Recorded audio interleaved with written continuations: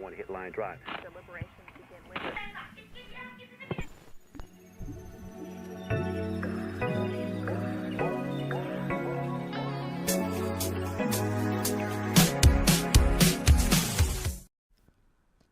Hi loves, welcome back. I feel like I tend to give my opinions on songs and then I just disappear for a year. Yeah, it's been quite a while since my last random songs video, but I feel like this year is a little bit different. I say every year and then I just completely go ghost after that, but hopefully this will stick around for a bit. So I'm trying to do a sort of monthly recap video where I try to give my thoughts on some of the more noteworthy songs I find of the month. Now, is this every single song of the month? No, because I have things to do in real life. I have a job, I have a master's degree, and I also have a shop. I barely have time to catch up with all of them, but these are the songs that I managed to catch up of the month that I either like or have some opinions of, and maybe I'll sprinkle in some little tidbits along the way. Alright, so welcome to my January Jam Factory, a factory made with all the different kinds of fruits to make all the exquisite, delicious jams. Let me show you the first one. 뭐가 그리고 민이 많아 머릿속은 무지개 꽃밭 좋아하는 건 재밌는 거 Great, kickflip. If this song were to be a jam, it would be a very mildly spicy jam, I would say. It's a song that has little flourishes of spices here and there, where in terms of sound design, in terms of its execution of it, I do like the minimalist approach of Great compared to its much more rowdier title track, which is Mama Says. I do prefer Great in that respect because of its minimalisticness. There's a sort of charm that comes with a minimalist song with very kooky and glitchy sound designs. I do think that this is probably a good style to go with. One of my friends say it sounds like an early GOT7 song, which I 100% agree, and I totally see the vision, and I would certainly one day would like to see kickflip do that kind of style. So I do say that kickflip is off to the right start, although can anyone please fill me in on how do I differentiate kickflip with NXZ, because I feel like both of these JYP boy groups are like the exact same group. From now I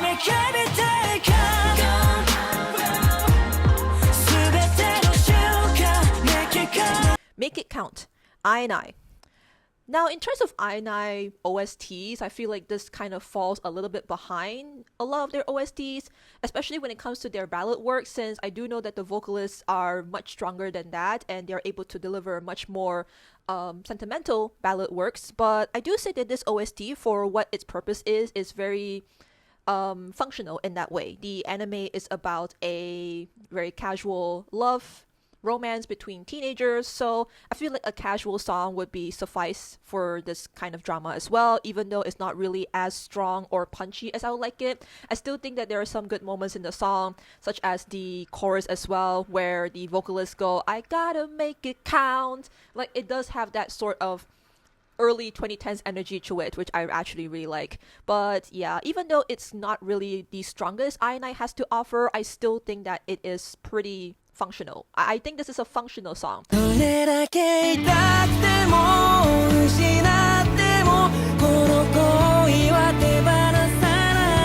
Make a Wish, Marcy.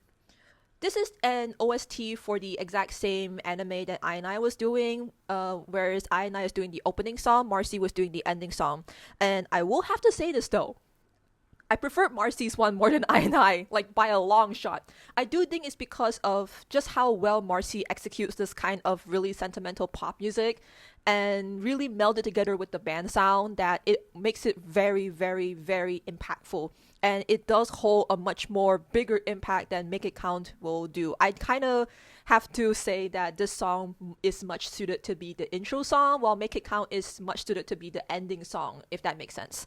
I really love Yukio's voice. I think his voice is really unique and really, really, I would say it stands out amongst the rest, I would say. I feel like in Japanese bands, there's always got to be at least one person with just the most unique voice I've ever heard, and Yukio definitely fits that kind of label as well. I do think that he does add quite a quality to Marcy's songs, and I will say that I will continue to look at Marcy and continue to follow them as well, because if they were to continue releasing really great rock ballad bangers like this, then they'll go very far in terms of my liking for them. Let it go, let it go, let it go, let the demon go. Let it flow, let it flow, let the water flow. Let it go, let it go, let the music glow. No more battle, everybody let it go. Gingko, keung. This is my first time reviewing Hong Kong music. Woo! My first foray into Hong Kong reviewing is, of course, with Mirror as well, and one of their members, which is Keung. He just released his new song called Gingko, and will I say I like the song? There are parts of it that I like, and parts of it that I feel like it could have been executed better. For one, I love the chorus. It's very, very bassy. It's very dark, it's very moody, and I do wish that they extended that throughout the whole song as well, because I feel like the song has a lot of potential with its bassy chorus that the rest of the song doesn't really fulfill the potential quite as high, but there are some good standout moments as well. Keung's voice is very versatile. He's able to pull off multiple genres of music. I've seen him do like many genres of music, mind you. He can do like dark pop music, he can do ballads, he can do bright music, and now he's doing a sort of a house music with Gingko, which I will say that even if the execution is sloppy, I still applaud his efforts in this song. She's a wrong girl at the right time. She loves Ariana. I'll never be enough. She told me from the start. She loves Ariana. Ariana, Dearalice. Oh hey man, what's up? Hey man, I'm so frustrated, man. Because you seem pretty sad. What's wrong? man, this is girl that I really like, and I don't think she seems to like me. I mean, it happens to the best of us. I mean, sometimes we do have crushes that maybe are not into us. Yeah, I know, I'm really sad too. Yeah, I think the reason why she doesn't like me is because she likes another girl. How is she like? I just know that the girl's name is Ariana. Does she have a job? Does she has a preference for someone? No, maybe that your crush sees something her that she likes that maybe you don't see it? I don't know anything about Ariana. I just know that she likes her. Do you even know your crush's name? I forgot my crush's name. I can't help you anymore, man. Like, you deal with this on your own. Ah, damn you, Ariana! Okay, aside from the 2010-esque Oscar Mahone sounding instrumental, there's not really much that the lyrics have to offer aside from I like her, but she likes another girl. Like, dude, I'm very nosy. Please tell me more. I'm gonna leave this review off with this song over here by Metro Station called She Likes Girls. It's a much better song with perkier instrumentals and way better lyrics, I tell you.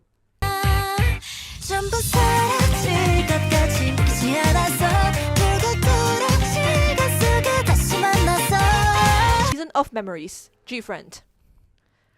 Immediately my first song after listening to Season of Memories that I thought of is Yoasobi's Racing Through the Night. It has exactly the same kind of galloping melody with a piano line as well. Although gfriend is much more classical in nature, Yoasobi has a much more digitized nature. And I'm not saying that these two songs are the same or that one plagiarized the other. I'm just saying that they are similar in nature that offers different approaches to it. gfriend offer a much more nostalgic approach and racing through the memories, while Yoasobi offer a much more tragic approach and racing through... fill in the blanks over here because it's not safe for me to talk about on YouTube.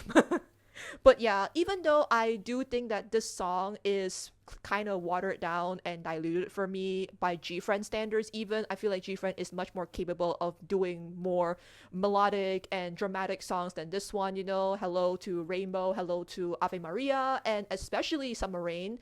I would say that, you know, at least the gfriendness is still there, even though you only get like part of it. And I think that's like the balancing point that I need to take care of when it comes to making these kinds of reunion songs. Oftentimes reunion songs kind of hinges more on the nostalgic factor of the relationship between the fan and the idol rather than the actual quality of the music itself, and the liking of the music can sometimes be dependent on how much you love the artist and are dying to wait for them to come back.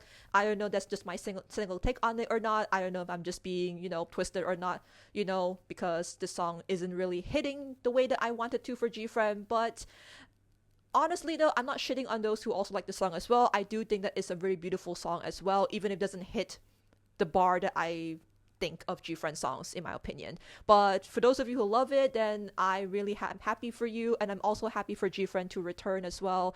I really, really love gfriend, and I do think that it's very happy and heartwarming to see them reunite after so long, like 4 years. Like, damn, I'm happy for them. So welcome back, gfriend. I really miss you guys so much. If things were how you wanted them to be all the time, wouldn't that take the fun? Shut up.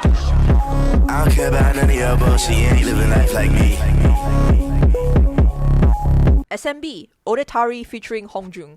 I can't believe that the way that I found Odetari out was, I think it was through his release of Coldest Blue, that he put ATEEZ's name accidentally as the featuring artist as well, and it got into my Spotify like notifications as well. So I listened to him, and that's how I found him. And then he's like, well, never mind, ATEEZ is not collaborating in this song, but they're gonna be collaborating in the next. Honestly though, what a way to start 2025. But honestly though, I really like this song as well. I will say that SMB is very hyper pop in its truest form. I didn't even think that Hongjoong suits hyper pop until I listened to the song, because his much higher pitch gesture-esque rapping really fits the hyperpop nature of SMB the best as well. The whole volatile nature of the song really fits the chaotic nature that Hongjoong brings in it as well, which, by the way, Hongjoong is taking his gloves off. He's not pulling any punches whatsoever. He woke up and chose violence with this song. Oh my god. I can't believe that he chose to commit violence in a hyperpop song, but honestly, that's so on brand for him. And I'm very, very happy for Odetari for letting him have the platform to do what he always wanted to do: roast the shit out of Hitman. But yeah, I will say that this is an acquired taste as well, like if you're not into hyperpop, then you probably wouldn't like this as well, and I totally understand that. But if you get hyperpop, like the 100 gex kind or like the Food House kind, you really get this song, like really get it. What kind of music is it? It's Trey avant-garde, Binky. It might be too sophisticated for you.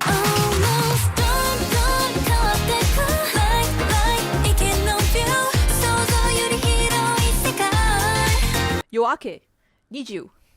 I am all for Niziu's change in direction, I tell you. Niziu is going in a much more sentimental direction with their latest EP as well. And can I just say, more of this, please. I feel like this is the best rebranding that Niziu can ever get in their career, because usually Niziu is known for their bright bubblegum pop music as well. But now they have joined forces with, what's his name again? Shit! His name is slipping my brain. No! Omori Motoki from Mrs. Green Apple, which I will get to later in this review. They joined forces with him, and it created the best synergy ever, because his touchstones are all over whatever they're doing in this comeback as well. I'm not so sure if he explicitly worked on Yoake as well. I do know that he worked on Always, which is a great song. Y'all should go listen to it, especially the My First Take version. But Yoake, even though it doesn't really have his touchstones to it, you can really tell that he does have an input in some way, because it has that sort of really natural, earthy feel to it. It's very down to earth, very grounded, sentimental pop music, and it does bring out the best of Niziu's vocal tones. Will I say that this is probably the best that Niziu has ever done, and I do hope for more of this kind of concept in the future. I'm on my knees begging, please, Omori, if you're watching this, please help produce more songs for Niziu and also other groups, because you are a fucking genius, I tell you. But yeah, all the credit also goes to Niziu as well, because their vocals are just improving every single year, and I'm really, really happy to see them improve and grow. I left my guard down for a minute. I never play with feelings, but I thought you were committed. The way that I'm addicted is specific. It's your vibe, it's your mind, it's the things I can't describe. Python, got 7. Every single time I listen to the word Python now, I think of the programming language first, because I'm a Python teacher, and in my mind, I was imagining GOT7 in front of the class teaching Python code, like, hey guys, this is how to code Python. But yeah, unfortunately, it's not about the computer code, it's about the actual snake. Happy Snake Year, everybody! But yeah, Python is GOT7's triumphant return after 3 to 4 years of hiatus, which is, wow, that's a long time, man.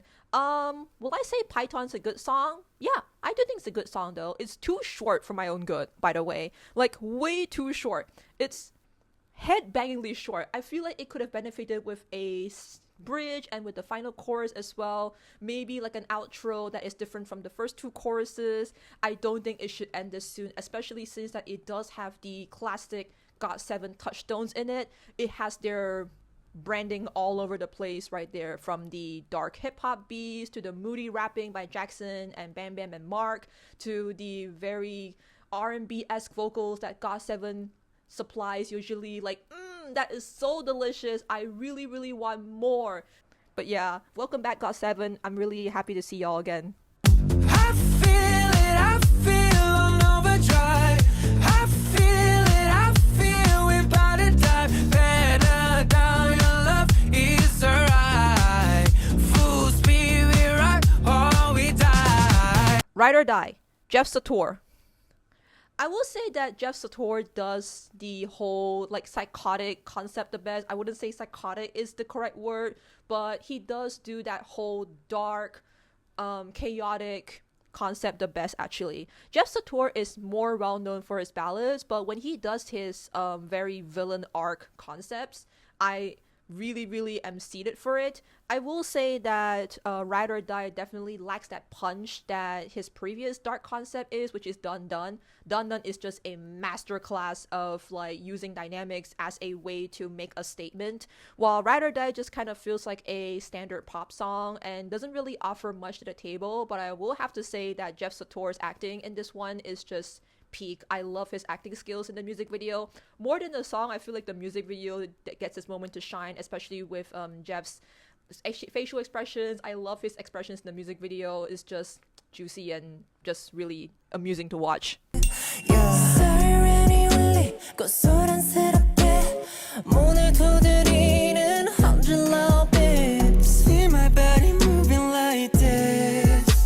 I'm riding on the wall of prejudice.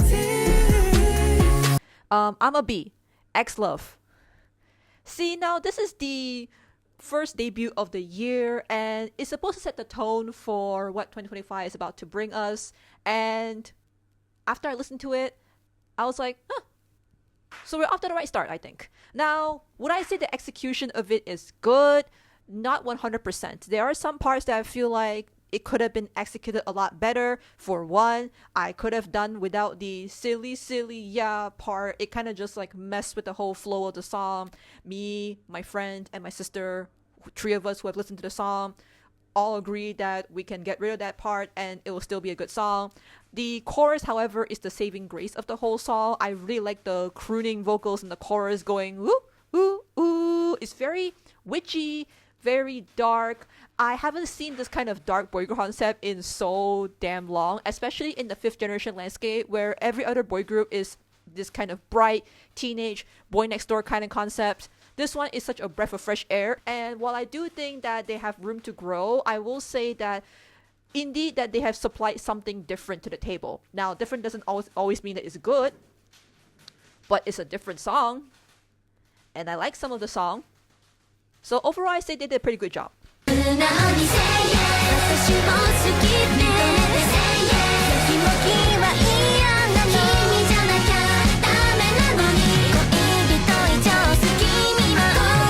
IDK, how to say this song's name, so I'm just gonna put it on the screen.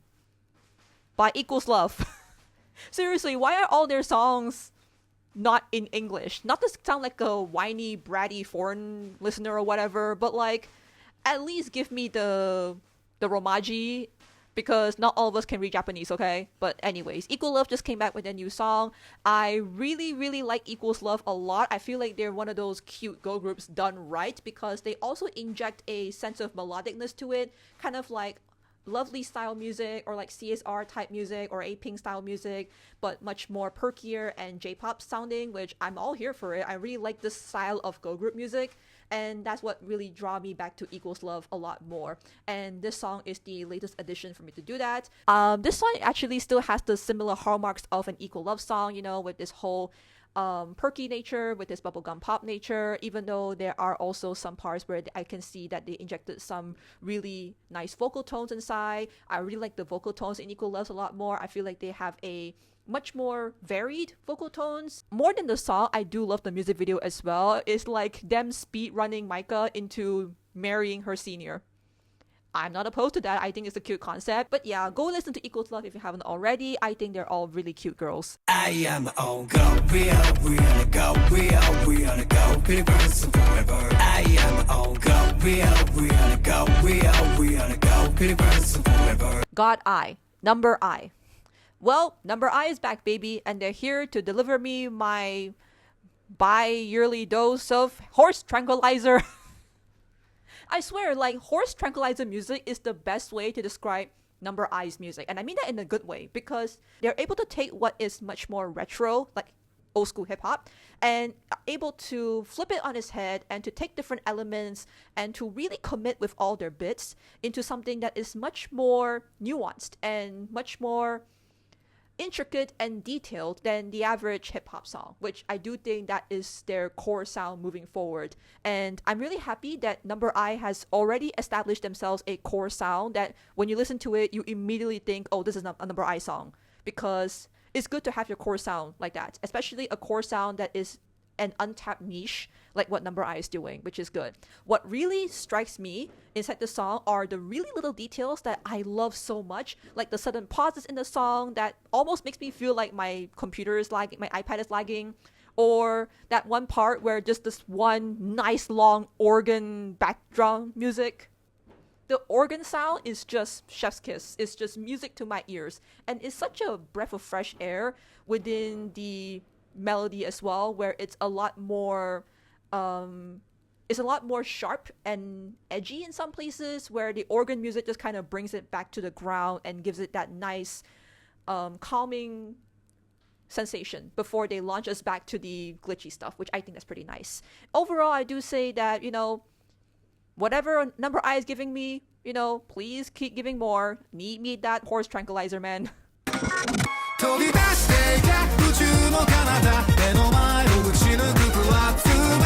Plasma, kenshi yonezu.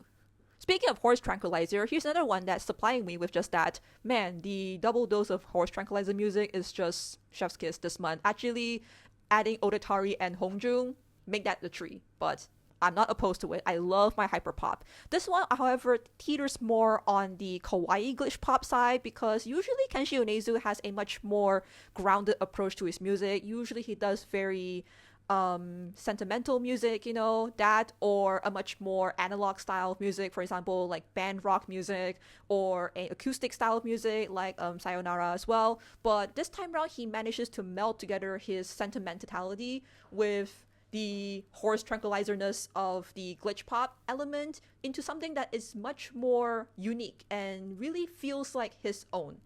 And he also manages to take his signature songwriting and is able to elevate the song in a way that it feels very heartfelt.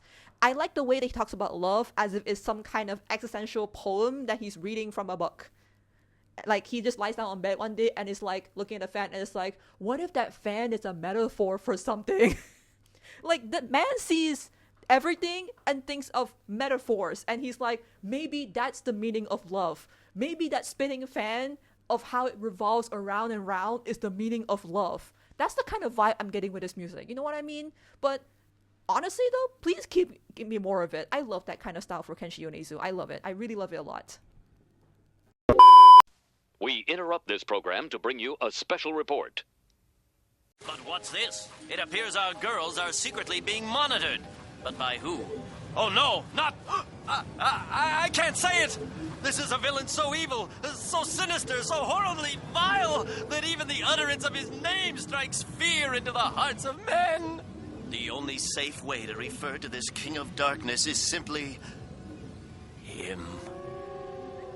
Cassette and rock with all the those daydreams. It's about time, your reality to make real. But you might cry. 꿈은 실이 됐지만 그 사이가 뼈생긴 듯한 groove. 그 속에 띄운 groove. Boy, I'll let you hop in. Her, Minnie. I remember mentioning to someone in my comment section, actually that someone is my friend by the way, I mentioned that I really like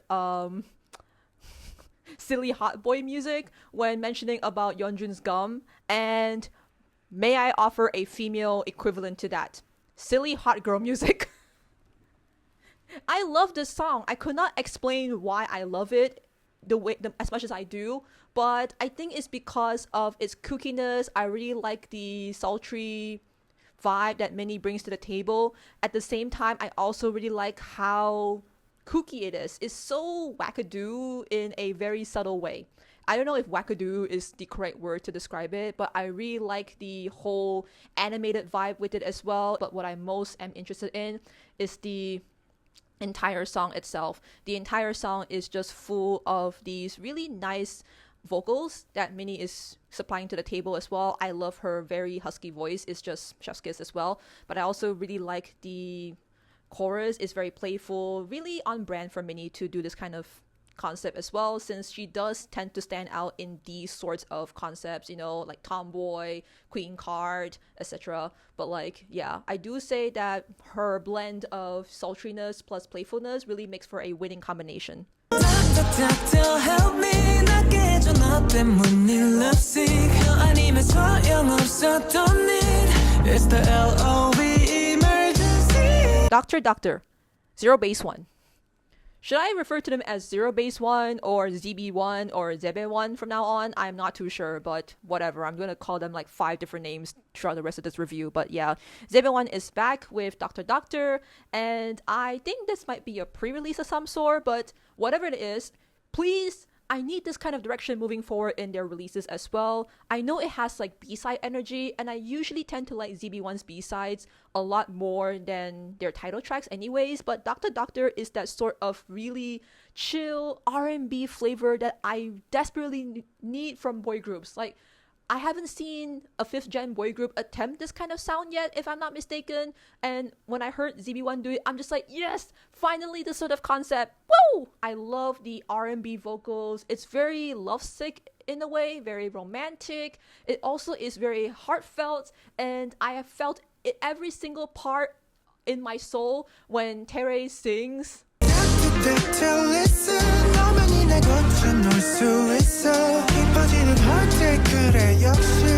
It's so lovely to listen to. Like, oh, this is what ZB1's vocals are made for. Oh my god, why haven't they done this kind of song before? It's so good. And I also especially love the music video as well. It reminds me of a lot of the music videos I've seen of like 2nd gen girl groups as well, like Brown Eyed Girls with Cleansing Cream and Sunny Hills with Prey. I love this color scheme. ZB1 is really good. Doctor is a good song. Highly recommend it.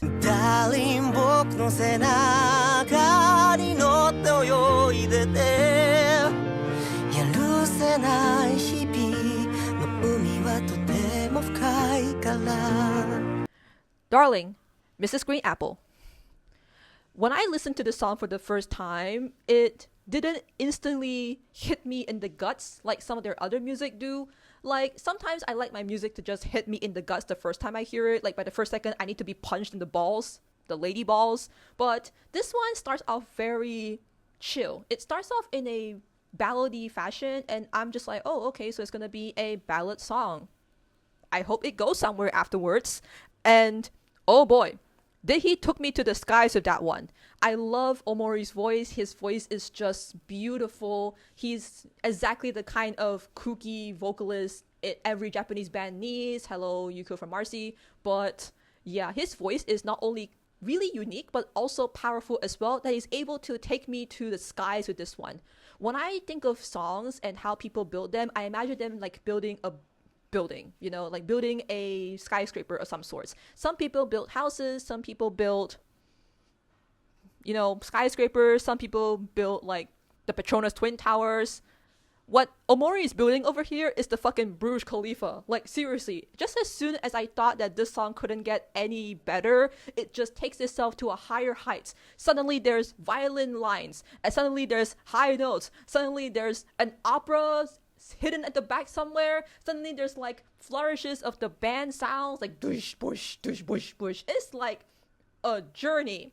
It's like a whole ass journey on a magic carpet flying, and I'm Jasmine and he's my Aladdin. I don't know if that's the correct way to. But yeah, I do say that in terms of J-pop, this is easily my favorite song of the month. I'm not so sure about the other J-pop songs because there's a lot in J-pop that I haven't checked out yet. But so far from this month, I absolutely adore this song. It is just beautiful and it's a masterpiece. It's like art. So you can love me, hate me. You will never be, never be, never be me. Try me, I'll break free. You will never be, never be, never be me. Rebel Heart, I've. This is a pre-release song, but I'm actually surprised how much I love this song. It does have the similar, like, fighting spirit as their previous song, which is I Am. It does have that sort of aspirational vibes to it, that sort of I believe in myself if I put my mind into it kind of vibes, you know. But this one is a bit different from I Am in a way that they are no longer the kind of person that society expects them to be now, because yeah, they are their own person and they are willing to break out of that shell. I feel like this is a tried and true theme as well, that I don't care about anyone else. I'm just trying to be my own person. But there are different ways of approaching it as well. You know, in I Am, they talk about, you know, being a writer, and the genre is fantasy. They are able to write their own story as well, and they're able to craft out their dreams if they put their mind into it. But with Rebel Heart, I feel like they're much more locked in now, as the kids say. They're much more head on and headstrong when it comes to realizing what they truly want, which is to break free from whatever prejudice that they have faced and whatever something that is keeping them from realizing their true self. And that sort of song is what really struck hard to me about Rebel Heart, because it's a powerful song about rebelling against what other people think. Not only that, but also rebelling against what yourself thinks. You know, you're always trying to challenge yourself and always trying to challenge ideas and improving yourself. So if rebelling is bad, then is it bad that I change myself in order to become better? If that is rebelling, then I'm going to be a rebel every single day. That's what Rebel Heart is all about.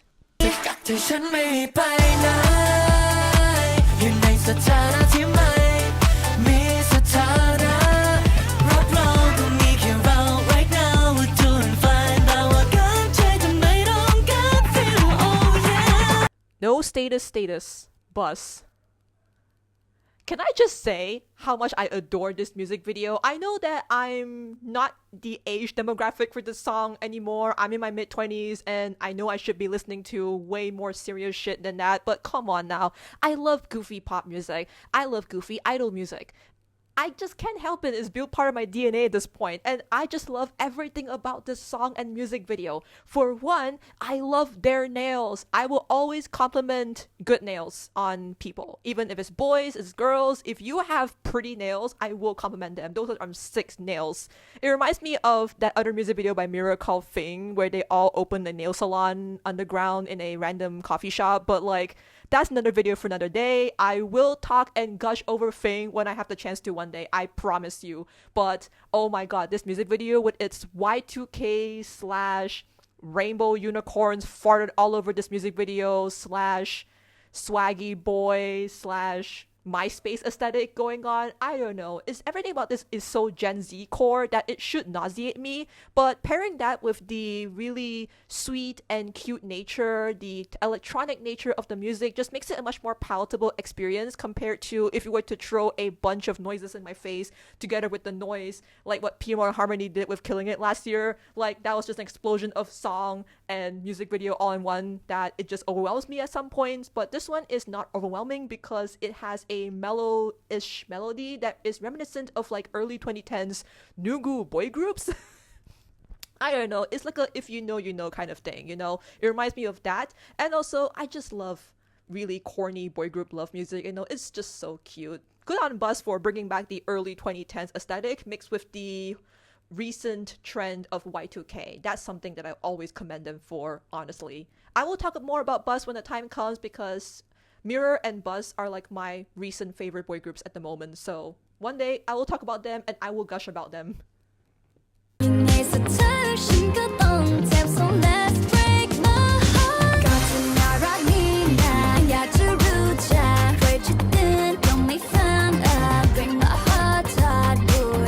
Break My Heart, Dina.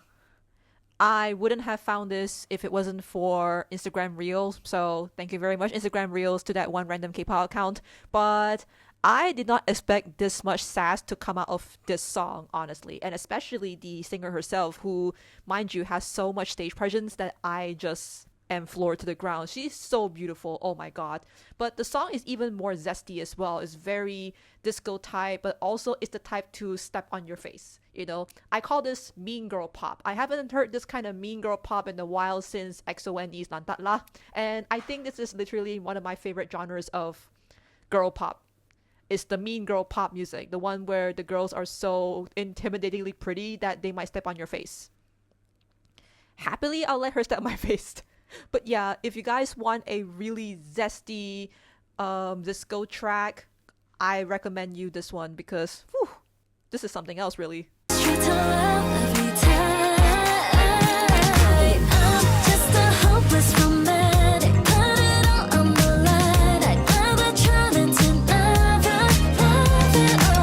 Hopeless Romantic, Ashley Alisha. Finally, after only having listened to her from like Deb songs and like Henry Young songs, I finally see her on her own as a solo work.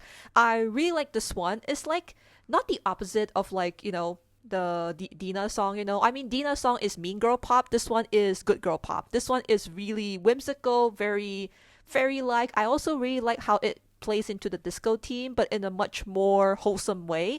I also like the slight big band elements inside. You can hear that slight jazziness in the bridge as well. I also really like the music video where everything, even though it seems low budget, it also kind of let us take a look into the production side of things with injected with a little bit of humor as well, which I always really like. One of my favorite genres of music videos is behind the scenes of a music video shoot, you know, a la Mamamoo circa 2014. But yeah, I do think that this song is also really cute as well. Go check it out if you haven't already. I think that Ashley Alisha is so underrated and she deserves so much love because all her songs are just chef's kiss. I can feel the lightning tonight. 짧은 시선 한 번에 난 잠시 돼 휩쓸려서 love at first sight 내려오니 홀라 속 let me fall yeah. Thunder, CIX. When I say that this is the best song of the month, I am not kidding you about this. Like, the very moment it started, Sunghoon's voice, just R&B crooning vocals, just really pairs well with the big, booming, loud instrumental, which by the way reminisces of like the big 80s sound that I absolutely really adore. I'm a big fan of like the big 80s sound, you know, synths, big bands, disco, synth pop, everything. I love the big 80s sound, and CIX adapting the big 80s sound is definitely the breath of fresh air I needed from CIX. It's just so perfect for them, from the vocal pairing to the like tenacity of it. Every single part of the song just keeps on building and building and building to the point where they're constructing some kind of castle with this song. Like, it's very good. I love the stabs without instrumental. It just goes dan dan dan.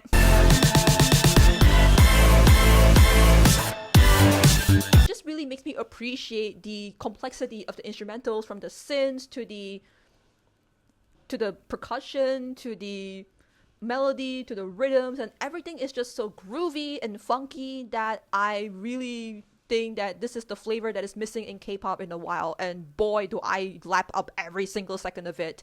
It does remind me of a video game song too. Actually, now that I think about it, this would be perfect for Geometry Dash.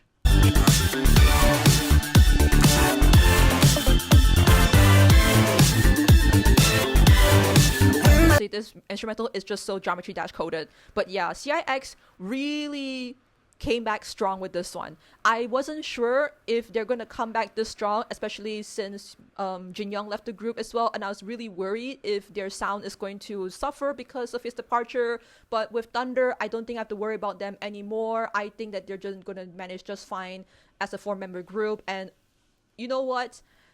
It's a good song. I'm always gonna uplift good songs anyway, so good on you, CIX. 誰管他死活，能求在呼吸你的呼吸聲叫喚，沒法真的得到，有時為了只需要盡情。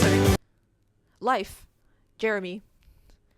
My god, this is the best song of the month.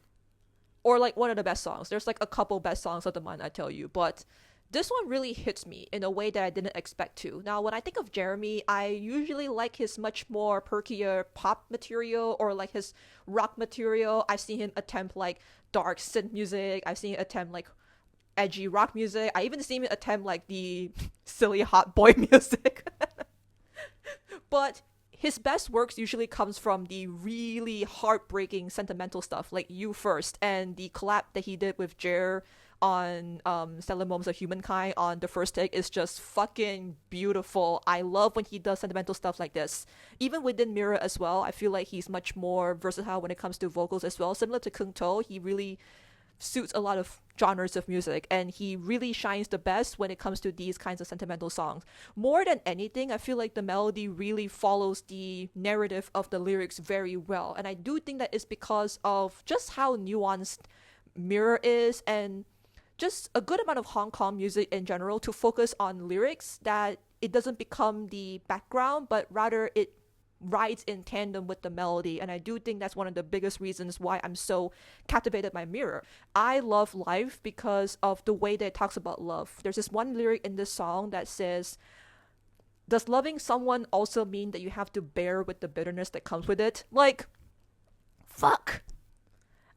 That hit me, man, because I have loved so many people before, friendships, I have many friendships that I have cherished dearly that ultimately have led me to immense disappointment when I'm being backstabbed or betrayed. And I have had many moments like this in my life that causes me to think whether loving someone is even worth it to begin with. It really makes me think about all the hard times that I had wanting to throw myself and pour myself in for that person, and thinking that if it really is worth it to pour this much to someone or not. And I do say that some of the lyrics in the song really hit me in a way that just, I don't know, it really hits me on a personal level, I would say. And I really am thankful for this song's existence because, with the writing melody line, with the soaring instrumental that really elevates with every single story point in the song, there's also lyrics in the song that really just hit me in a way. So I really thank the song for existing as well. I will continue to listen to it for a good while. Anyways, these are some January jams. Let me know what your favorite January jams are. And I'll see you all when I see you.